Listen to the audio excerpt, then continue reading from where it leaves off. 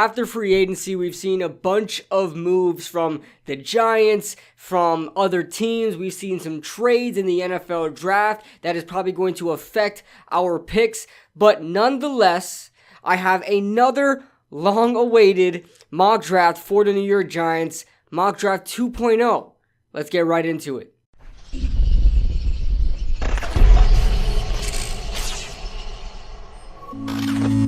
What is going on, guys? What is going on, 27 Squad? Welcome back into another video, and today we are going to be doing another NFL New York Giants mock draft for you guys, 2.0.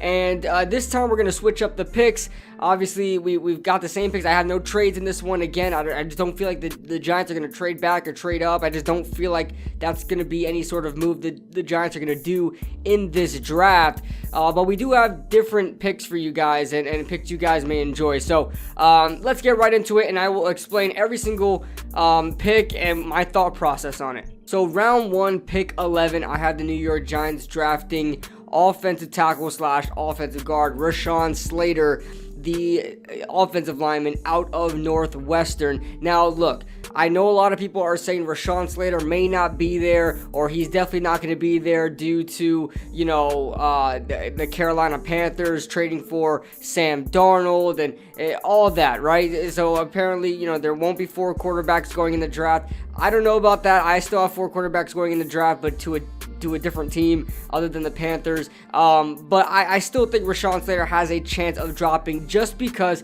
Penei Sewell has an inevitable drop. So Penei Sewell is going to drop to at least 4. And we don't even know I don't think Atlanta's going to go tackle, honestly. I think they're going to go Kyle Pitts instead. And then you've got Penei Sewell going at 5, and then you've got left, number 6 in Miami. They're not going to go, they're not going to get Rashawn Slater. Number 7 in Detroit Lions. They need a wide receiver so badly, if not a quarterback. So they're not going to go Rashawn Slater. Number 8, we've got Carolina. They could go Rashawn Slater, but they like Taylor Moton, and they also have, a new draft pick over there in Greg Little. I don't know if they just want to draft another tackle and just put him over or put him the guard or whatever the case may be. And then you got 9 of Denver Broncos. They have their tackles set up fine already. And then you have the Dallas Cowboys, which can be an issue, but we will see when draft day comes. But anyway, my thought process with Rashawn Slater, I feel like Rashawn Slater, it just makes the most sense for the New York Giants in the 2021 draft. After free agency, after what we've seen the Giants do and all the players they've brought in, it makes clear sense that the Giants probably want an offensive lineman in this draft. We addressed cornerback, we addressed wide receiver, we addressed a lot of different positions, okay? We addressed some linebacker where we probably don't even need to go, and get a Micah Parsons or get a linebacker this early in the draft, right? So we've done a lot of that. We've addressed edge rusher just a bit with Odenigbo. You can trade down and get like a Jalen Phillips, but I just don't see the Giants going pass rusher at 11. So Rashawn Slater makes the most sense at 11. For our second round pick, 42nd overall, I had the New York Giants selecting Ronnie Perkins, pass rusher out of Oklahoma. A lot of people may think that this is a reach, but I think this would be a good pick for the Giants to address edge rusher. We kind of addressed it, like I said earlier, with Odenigbo, but we don't have a clear-cut number 1 guy. I'm not saying Ronnie Perkins is going to be that number 1 guy, but I want to establish a healthy rotation. We have 2 young pass rushers that are supposed to be starters going into 2021. Zimenez and Lorenzo Carter. These guys are coming off of season-ending injuries. These guys are coming off of, not great productive seasons, right? We saw Lorenzo Carter, we saw how he was progressing in 2020, but we still yet to see something from them. Although we may have high hopes for these players, they haven't done anything in this league yet. So you can't depend on them to pick up the slack. So go ahead and address pass rusher again in more earlier rounds. I know there's not really a great bevy of pass rushers in the first round, so try targeting one in the second round. Perkins doesn't blow you away with sack numbers, as he's never, I don't think, has ever gotten past 6 or 7 sacks in a season, which is decent for college football, but he does wow you with his tackles for loss.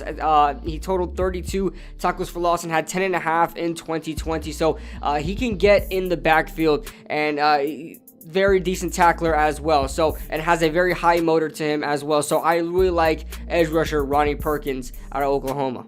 Next up, we have one of my favorite picks here, and that is round 3, 76 overall. I have the New York Giants selecting linebacker Chaz Surratt out of North Carolina. Listen, I've heard his name a lot, especially in the New York Giants media, about a lot of people talking about him on Twitter, a lot of people talking about him in our live streams, and it really struck interest in me, struck some curiosity, and I really dug deep into Chaz Surratt, and man, I really like this player. This guy's a former quarterback, played 2 years at quarterback at North Carolina. Granted, was not a good quarterback whatsoever, but what gives him an advantage playing inside linebacker, you're basically the quarterback for the defense. You're reading what this quarterback is going to do. He has the instincts, he has the skills. I mean, his athleticism for a former quarterback is absolutely fantastic. To go from a quarterback to a linebacker is like, what, you have to have a whole different players like mindset. You have to have a whole different bevy of physical attributes, and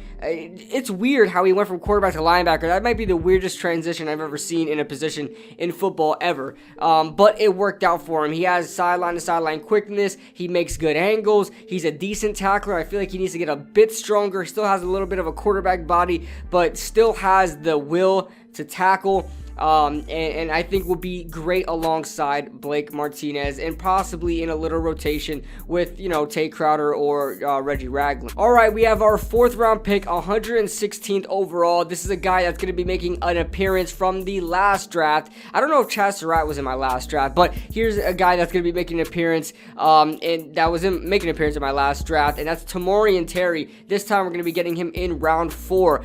I like Tamorrion Terry, and what's great about Tamorrion Terry is that nobody knows where the hell this guy is going to go. All right, nobody knows. Nobody has a clear-cut draft stock on Tamorrion Terry. It's like late second. I've seen people talk about late second all the way down to the 6th round, okay? So you can really play around with Terry's draft stock and put him wherever the hell you want to. And in this case, I have him going in round 4. Listen, the Giants are in a position right now that they don't need to address wide receiver in the first 3 rounds. If they do, I will not be upset at it whatsoever. But the fact that the Giants have a very, very decent wide receiving core, there has been plenty of other teams that have gotten away with a good offense with worse wide receivers than we have. The only question is the health of these wide receivers. But nonetheless, as far as talent goes, these guys are very good talent-wise on the wide receiving core. So getting an insurance plan to Tamorrion Terry in the 4th round, I think would be a great option as far as value goes. Tamorrion Terry is pretty much a guy we've been looking for a while. Hopefully Kenny Galladay is that guy, but we've been looking for a bigger wide receiver, a 50-50 ball type guy, and just a taller, big body wide receiver. Tamorrion Terry brings that to this offense. Now, his draft stock fell because of his 2020 season, and I honestly don't think any of that attributes to him whatsoever. The offensive line for Florida State was terrible. The offensive play calling was terrible. He was never able to get the ball, never targeted because there was never time to develop a play to give Tamorrion Terry the football. But Tamorrion Terry, in my opinion, one of my favorite prospects in this draft.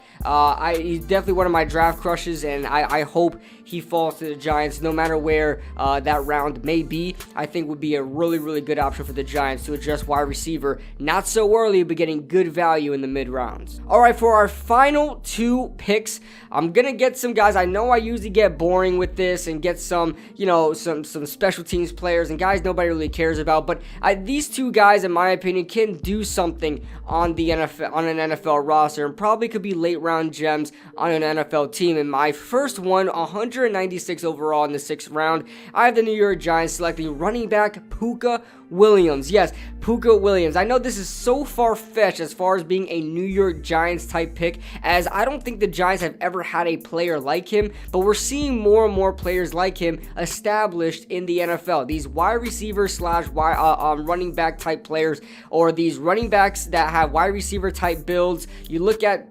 past players like Donnell Pumphrey. He really reminds me of Donnell Pumphrey. Curtis Samuel, Tyreek Hill, who was a running back that transitioned to wide receiver.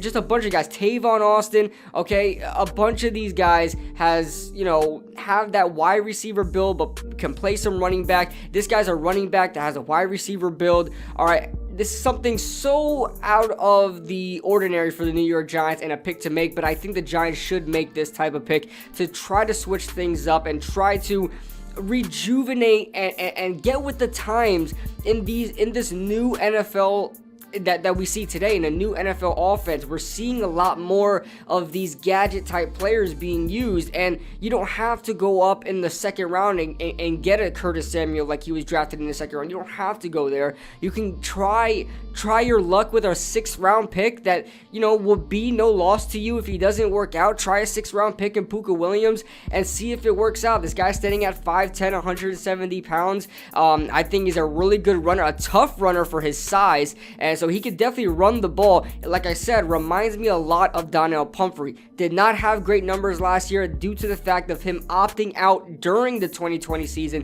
because of fear of his mother's health and obviously COVID-19 going around. So I love Puka Williams. I love watching him. He's become one of my favorite guys as well to watch on film. So Puka Williams would be a really good pick for the Giants, just to try out these gadget type players being used in the NFL. All right, for our last pick, we have one of Boise State's very own. Now, he's not a top player, but a guy I like and a guy that really piqued my interest, especially looking at 6th round draft prospects. John Bates, tight end out of Boise State. If you guys don't know, I am a Boise State fan. I know a lot of people saying, how the hell are you a Boise State fan? They play in freaking Idaho. All right, but I don't know. It's a long story, okay? It's a long story why I fell in love with Boise State. But nonetheless, I had the Giants taking tight end John Bates out of Boise State. This guy can run the seam route pretty damn well. Can catch the ball well. Is like a really good safety blanket. He doesn't wow you with speed. Doesn't wow you with route running. Doesn't even wow you with catching ability or blocking. It's just... That's why he's a 6th round prospect, obviously. But he can do everything, just not very...